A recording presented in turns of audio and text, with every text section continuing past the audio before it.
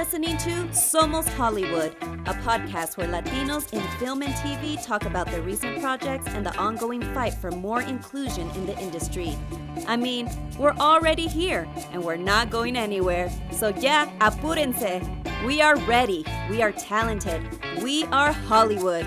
Somos Hollywood. How's it going, guys? What's up, Kiko? ¿Cómo andamos, Kiko? Hey, so I'm talking to you from San Antonio, Texas. As I'm sure you know, Texas has long been a gateway for regional Mexican music in the U.S. Jimmy, how much of Clika's DNA was shaped by, the border state culture, even though this story is set in California? Oh man, it has a lot to do with it. Texas is a huge part of the culture and the movement of the music that's going on today. Believe it or not, when we launched our company out of LA, besides LA, we went straight to Texas, man. So Texas, Houston, Dallas, San Antonio, all the way to El Paso, man, all the way down to Laredo. It's like, man, we've crossed every city over there. It's been beautiful. People over there has been a huge support. They can't wait for the movie out here. Actually, it's amazing how see that the feedback in Texas and probably a couple of the states around you guys are accepting the film and out there buying those tickets, man. So, Very cool. Viva Texas. JayDee, corridos historically tell stories of the working man, right? So many of the songs that are rooted in Texas and the Southwest are like that. I'm remembering things like El Corrido de Gregorio Cortés to Narciso Martinez and all those stuff that he does. Are you a student of history when it comes to the genre that you work in? Oh, definitely. I listen to a lot of Chalino Sanchez, Cadetes de Linares, you know what I'm saying? All the OGs from the corridos, the real originators. Mm-hmm. And what about now? Are there any Texas artists that inspire you at all? Yeah, well, I mean, I listen to a lot of Texas, like in the corrido genre. Like Kane, I like Kane Rodriguez. He goes hard. He's been going hard on this stuff. El Grupo Frontera, I think they're from Texas. No, Frontera goes crazy too. There's a lot of groups from out there, Texas. Esteban Gabriel, I got a track with him too. It's just a lot of poppin' artists that come out from Texas. That's awesome. Jimmy, in this film, do you consciously work with the filmmakers to weave those histories and those traditions into the narrative? Well, yeah, it's something that we brought to the table. Something that my partners and I sat down, and that was our whole goal. To put a face on this genre and make it definitely a cultural movie, but a movie that everyone could watch and could identify themselves to it, not just in the Mexican American community, if not all. So we definitely sat in and put a huge cultural movement on it, but along with it to be viewable by everybody else. Yeah, JayDee, when you were playing Chito in this film, how much of your real experience building Herencia informed the way you approached the character and what he wanted to accomplish in his life? Man, that's real life. Uzi, he's the one that works on all my beats, the one that comes out in the movie playing the requinto. Yeah. If you hear anything from Herencia de Patrones, that's Uzi right there. That's me and Uzi behind the whole operation. So it's really something down to Q.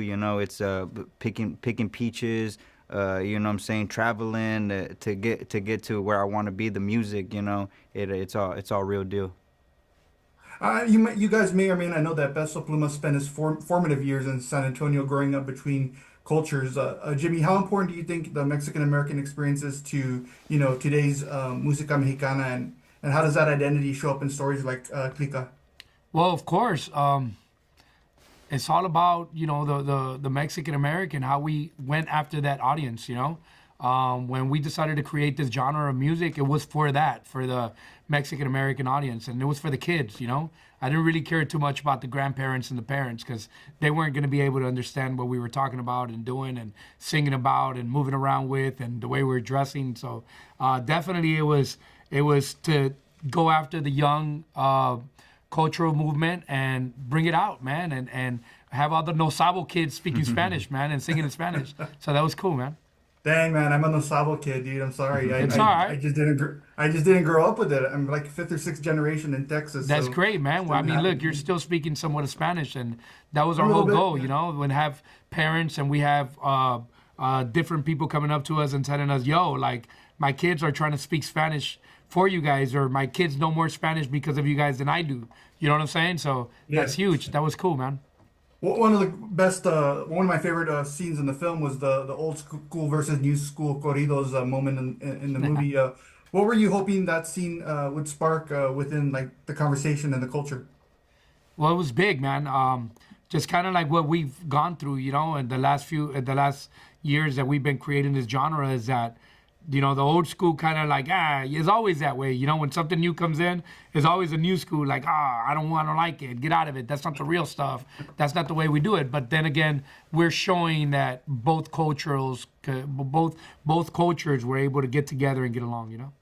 What about you, JD? I really liked you in that scene. What did you think as it was playing out, or when you read it in the script? Yeah, just like Jimmy's saying, it's like when we were first getting into this music and I was showing, what I'm saying, all the older heads my music, everybody would be like, what the hell is this, bro? Like, what are you singing about?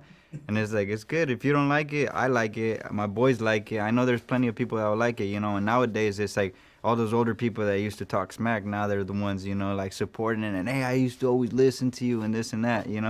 So it's just life, it's how it rolls. That's how corridos were back then. People weren't accepting them till they did, same Yeah. thing. What do you guys think has spurred this global surge of música mexicana? I mean, everybody's listening to it now. It's not just Latinos. I mean, it's non-Spanish speaking people too. That was the goal, man. That was the goal. It's funny, man, because if you would have hung out with us back since 2000, maybe 2019, 2017, and we told you that this was going to happen, everybody thought we were crazy, man. Going into all the digital platforms like Apple and Spotify, and them not even having one person to represent that in music, to now them having just their main chapter or whatever you call it inside their company. It's the biggest for the Mexican music. What do you hope young artists in Texas, and not just young artists, but like people in general, especially those working in the fields, the construction places. What do you hope when they see this film they take away from it? Well, showing that it is possible to make it out. It is possible to, help out your family. The how would I say it? Never give up. Yeah, we just never give up. It's possible for you to make it. I come from a family that comes from Mexico. Left their home, left their family to give us a better life down here, in California. And and it was just since the beginning, there was just no question about it. We're gonna work. We never question. Like, hey, we got to go to work. We got to do this. It's stuff that we learn from our parents, and it's just pushing forward, keep it pushing. Awesome.